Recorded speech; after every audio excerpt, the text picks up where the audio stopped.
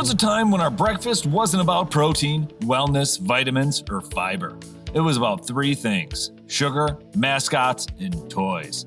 Sweet, crunchy, stick to your teeth and cut up the roof of your mouth compressed sugar. Promoted by cartoon animals, sailors, and sometimes Mr. T. Today we're pouring ourselves a giant bowl of nostalgia to remember three cereals that defined our childhoods. Mr. T cereal, Cocoa Puffs, and Cap'n Crunch. Three breakfast icons. One celebrity endorsement, one chocolate-fueled bird, and one nautical menace to your mouth. Only the 80s could produce a cereal based on a celebrity who already looked like he had his own theme music. Mr. T cereal was introduced by Quaker Oats in 1984. It leaned hard into the celebrity power breakfast craze of the era, right when Mr. T was everywhere. On television in the A-Team, movies with Rocky III, in cartoons, on lunchboxes, card games, and in the general cultural atmosphere like a force of nature wearing gold chains, blue overalls, and feather earrings. It also made a memorable appearance in Pee-wee's Big Adventure,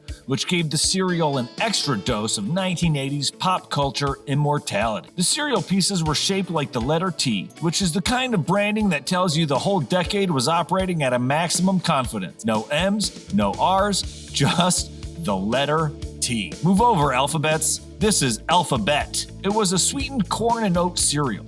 And if you've ever thought it tasted a little like Cap'n Crunch's cousin, that's because Quaker was behind both. So yes, somewhere in the boardroom, somebody looked at a crunchy breakfast cereal and said, hey, what if it was this, but with more muscles? The commercial energy was exactly what you'd expect. Loud, enthusiastic, and convinced that the bowl of cereal could also teach discipline, strength, and self-respect. Which, to be fair, is a pretty good sales pitch when you're 8. Mr. T cereal remained on the market for a run into the early 1990s, but it's remembered most fondly as a perfect example of 1980s excess. A cereal that looked like it could bench press your homework, and honestly, it's kind of beautiful. If Mr. T cereal was about swagger and muscles, Cocoa Puffs was all about chaos. General Mills introduced Cocoa Puffs in 1958, making it one of the classic chocolate cereals that helped teach America's children a very important lesson. If you coat it in cocoa, they will come. The cereal consists of small, hollow orbs of corn and rice flavored with cocoa. Cocoa Puffs have the same shape as Kix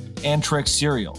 It sounds simple until you remember that simplicity is often how the best childhood addictions begin. On several occasions, the cereal used Hershey's cocoa in its recipe, and this aspect was promoted in Cocoa Puffs boxes and commercials. Its most famous mascot, Sonny the Cuckoo Bird, arrived in the early 1960s, 1963 to be exact, and immediately acted like someone had let a cartoon character drink 6 cups of coffee before dawn. He became the face of the slogan, "I'm cuckoo for Cocoa Puffs." It's one of those taglines that's so sticky it seems like it was engraved into the cereal aisle itself. Iconic. Sonny's name comes from the original format of the commercials. In those, he was paired with another cuckoo bird, Gramps, his grandfather. When the grandfather was dropped from the ads, Sonny remained the character's name. In 2010, Gramps returned to the Cocoa Puffs ads.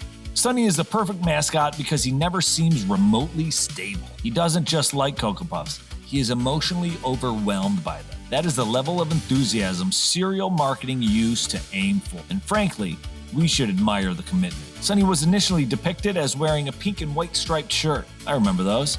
And in 1995, he was redesigned, this time wearing 1990s extreme clothing, and was given a more Disney-like appearance. In 2004, though, he was redesigned yet again, even more simplistically, this time without clothing. Cocoa Puffs also became famous for the chocolate milk it left behind, almost as good as the cereal itself, which may have been the real product all along. For many kids, the cereal was just a delivery system. The prize was the bowl at the end. And that's the magic of Cocoa Puffs. It looked innocent, but it was basically breakfast with a sugar-powered plot twist, and the bonus of chocolate milk.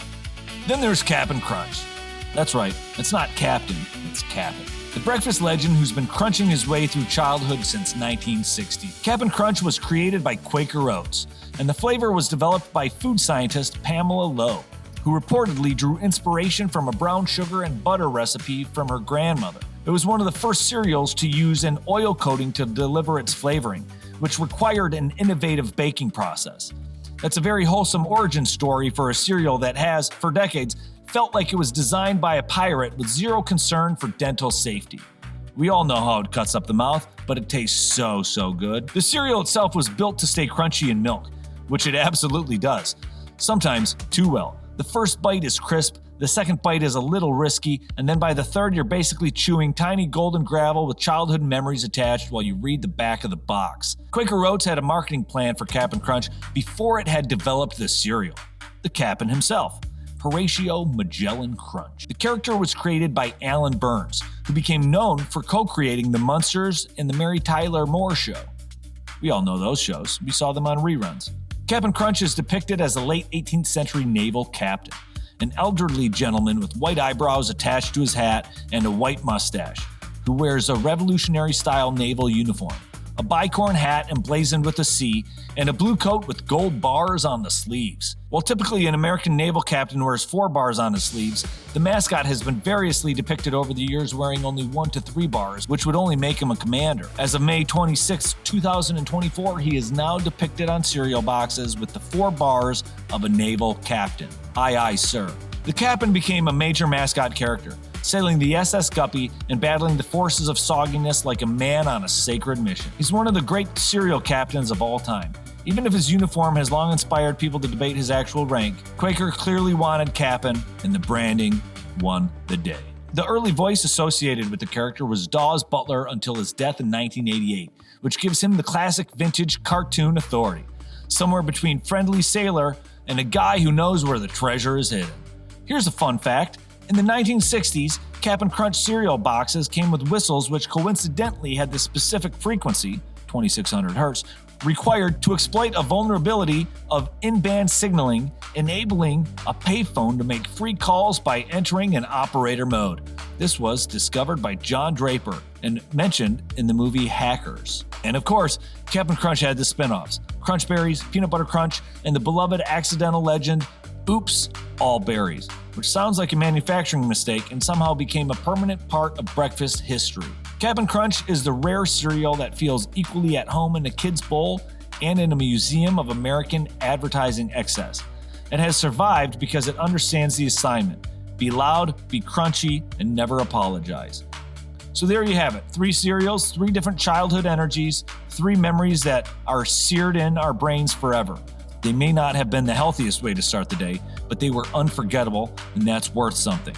So which one ruled your cereal aisle? The tough guy, the cuckoo bird, or the Cap'n with a suspiciously dangerous crunch? Comment below and let us know what things from the 80s you would like us to tackle in the next episode.